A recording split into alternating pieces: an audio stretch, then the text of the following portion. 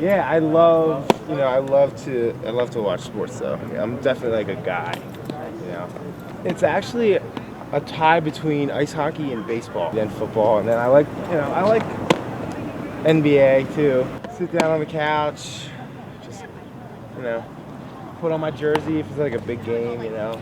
I got a onesie for my grandpa Nate. It was like a red thermal underwear suit. And I think we used it in one of our videos. Okay.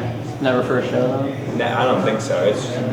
It's hot. It's like thermal underwear. Aaron's probably like the person that makes the band like special, like from other bands, and then I would say Ricky would be like the secret weapon. Okay. You know, like he's got the really cool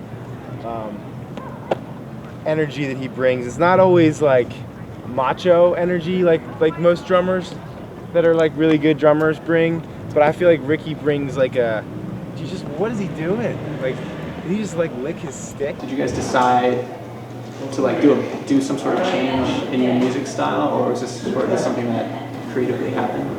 It's not totally out of left field. Our last CD before this one had a couple songs that were kind of moving in that direction. Yeah, sure. And they ended up being collectively our favorite songs. Okay. So it just made sense. Why not? Let's do a whole batch of them like that. But it wasn't very intentional. It was just sort of, we wrote a lot of songs, and those are just the ones then that turned out the best. So we scrapped some of the other ones that may have been a little heavier or more electric based, you know. If you could have any superhero be your mascot at your show, who would you have? Superman? Maybe I was thinking it was either Superman. I mean, Batman could be cool because like if your amp was like breaking, he could probably come fix it. Superman, probably. I mean, aside from Kryptonite, it's like kind of unstoppable. And if we ever broke down, he could pick up the bus. It's just on every level. Batman could have like somebody invent strings that never need to be changed because they don't get dirty or break or something. Whereas Superman wouldn't really know what to do with like a crappy amp. And we had a van first, and then we had a shuttle bus, and then we had a similar bus to this that rusted through, and the engine died, and then we got this one. We broke down. Where were we? I think we were on our way to Austin. Yeah, in the middle of Texas, and we had some servicemen come out on the spot, do the repair, and we were back on the road. Definitely, like, I saw like a dead animal in a grease trap. It kind of freaked me out. It looked like a dead squirrel or like a raccoon. I'm gonna put this in like our bus's engine, like this stuff that like this dead thing has been like decomposing in. We have a lot of minor breakdowns, and then a couple of major breakdowns because of it. And then we had one breakdown on this tour that wasn't related at all. So there's the usual things like that too. It was just that was with the hydraulic air system. Have you ever been arrested, Mike? I was skateboarding in in a subway, on a subway stop, and this like transit cop just wanted something to do. He had us arrested by like the real cops, and they charged us with disorderly conduct. Aaron got arrested recently at the Pentagon. Yeah, I guess they were protesting the war. They took him to jail. I don't know how long he was there for. He just wrote a song about it, and that was it. Yeah. If you weren't playing in a band and touring, is there something that you would love to be doing instead? No, it's not. But it's not like this is the only thing I see myself doing. I don't really love to be doing this. On some level, it's like being with these guys, the guys in my band. Yeah. And all the lessons that are in that, that means more to me than music. I'm not a good musician at all, and I'm not really passionate about writing music or lyrics or anything having to do with our performance. That's kind of, it's a job, it's a cool job, but it's just a job.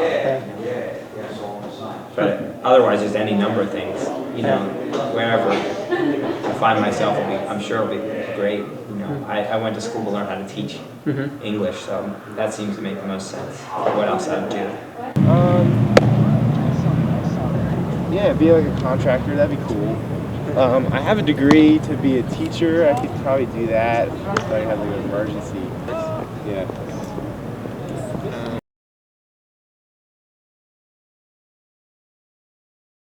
My parents met at like this Sufi establishment, I guess you could call it. It's not really a church. I mean, they look at the teaching of the gospel, and they try to put that into practice in a pretty tangible way. All right, well, the church did this in the book of Acts. It says this, so why don't we do that? Or the Sermon on the Mount says this, so we got to take that seriously and not try to water it down. You know, so that there's stance on divorce and obviously the common fun as far as sharing money and not having private property, personal possessions. And forgiveness, their emphasis on forgiveness and straight speech, on not any gossip, and taking any issues to your brother and talking about it with them first, and on submitting, being like in submission to God, all that stuff. It was like a little embarrassing as like a kid in the neighborhood where like everybody's Catholic. I just wanted to be Catholic too. I didn't want to be different than anybody else. So it was a little, it was a little embarrassing for a kid. I think I got a lot of great things from it, though. I mean, my parents always taught me to believe in God. And, that there is one God. And, I don't know, stuff that I still believe today.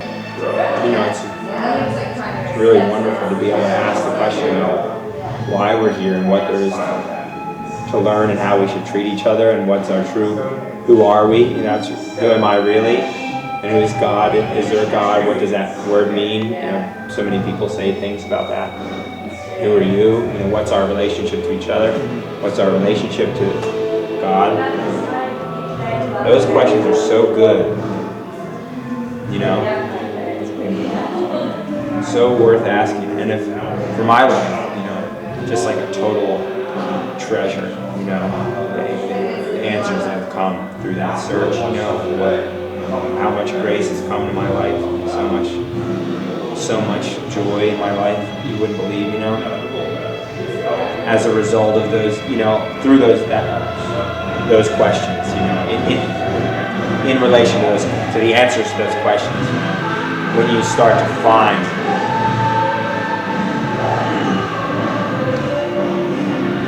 there's no advice. I don't even give anybody any advice. More just like, man, such a wonder, to even be able to ask them. We have a special relationship that only I think brothers can have, obviously, because we share so many of the same life experiences. He's been an emotional support for me. I think more than I have been for him. But it's more like just preaching to myself. It's like, man, Aaron, have that determination yourself, So I don't need to tell you guys. It's more like don't get overwhelmed by sadness, Don't get overwhelmed by fear or by regret or shame or pride or any of that. Don't worry about what you did or the state you've come to. Just move forward, keep moving forward every day. Reflect on what you learned and move forward. Here's one for you kids out there. This is the four-seamer. You got your two fingers on four different parts of the seam. And you want it really loose in your hand. And the idea is to be able to snap your wrist to create a backspin on the ball, which creates more velocity. So that's your four-seamer.